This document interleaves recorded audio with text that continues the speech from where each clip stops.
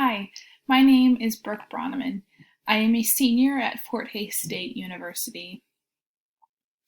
I have had the opportunity to be a part of an undergraduate research project under the supervision of Dr. Lee in the Department of Communication Sciences and Disorders. Our research is entitled A Survey on Speech-Language Pathologist Using Voice Changes as Early Indicators of Dysphagia in Persons with Parkinson's Disease.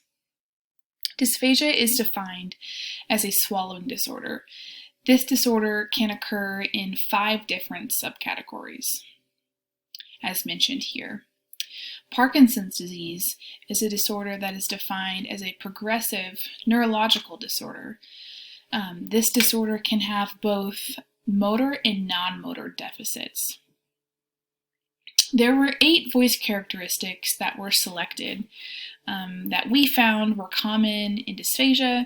There were some also common in Parkinson's disease, and we decided to analyze 8 of them. So the first one we chose was hypernasality. Hypernasality is when there's sound energy through the nasal cavity during the production of oral or voiced sounds. Secondly, we selected roughness. This is irregularly in voicing. Wet voice was the third one. This is when there's gurgly or liquid sounds during vocal production through the moisture in the larynx. Number 4 is hoarseness.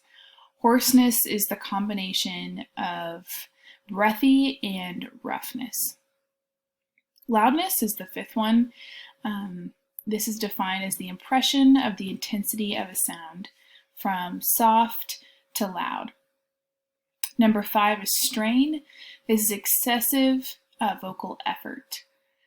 Number 7 is pitch. Pitch is the sounds that vary from low to high. And finally, breathness. Breathness is audible air escape. This is common when the vocal folds do not close completely, so there leaves this air that leaks through the vocal folds. So we selected these 8 out of research that we found due to voice characteristics that were common in both Parkinson's disease and dysphagia. So in Parkinson's disease, it is common for one to exhibit voice characteristics such as breathy, hoarse, rough, and even pitch change. In dysphagia, wet voice, breathy, rough, and possible hypernasality is also common. So we selected Parkinson's disease and dysphagia to analyze these voice changes because of their shared anatomical structure. So to answer the question, are there voice changes as early indicators of dysphagia in persons with Parkinson's disease, a survey was created. We used Qualtrics. This is offered through our department, and so I was able to access that. Then create the survey into 3 sections. The first section was demographics. This consists of SLPs stated whether they were nationally and or state certified and what state that included. They were also then able to state the area of expertise in the medical field, rating their knowledge in both dysphagia and Parkinson's disease. The second section was SLPs rated their knowledge in Parkinson's disease in the early, middle, and late stage. They rated these 8 voice characteristics in each stage on a 5-point Likert scale. And the final section included SLPs rated their experience in dysphagia on that same 5-point Likert scale in the middle, moderate, and severe stages of dysphagia. We sent this video out through both state and national organizations such as the American Speech Language Hearing Association and the Kansas Speech Language Hearing Association.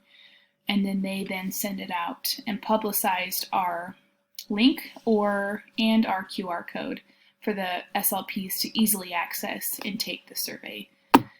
A reminder email was sent out after 3 months, and then after 5 months, the survey was closed and the raw data was then collected to be analyzed. So with our analyzing, we concluded there was both qualitative and quantitative results. The quantitative results concluded in the demographic information. So 4 SLPs from the medical setting, and there was 1 SLP in the educational setting. 5 SLPs rated their knowledge in both Parkinson's disease and dysphagia above average. Their caseload varied between 0 to 10, but more reported cases per month, only 1 to 2. Qualitative results were statistically analyzed through SPSS.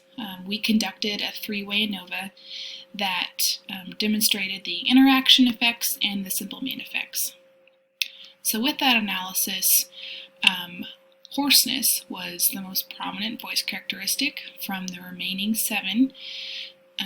It was also concluded that people with Parkinson's disease and dysphagia present apparent voice changes in the late stages due to their severe condition. So due to COVID-19, there were situations where people were unable to take the survey and then therefore have enough responses for our research project. This is understandable because there is a lot of research surveys out there possible for SLPs to participate in. We can expect, when given enough time, more responses will be recorded. The analysis did tell us that voice changes are apparent in the later stages of both Parkinson's disease and dysphagia. The lack of responses have hindered our ability to determine possible voice changes. We are waiting for additional responses to then be collected for analysis. Thank you.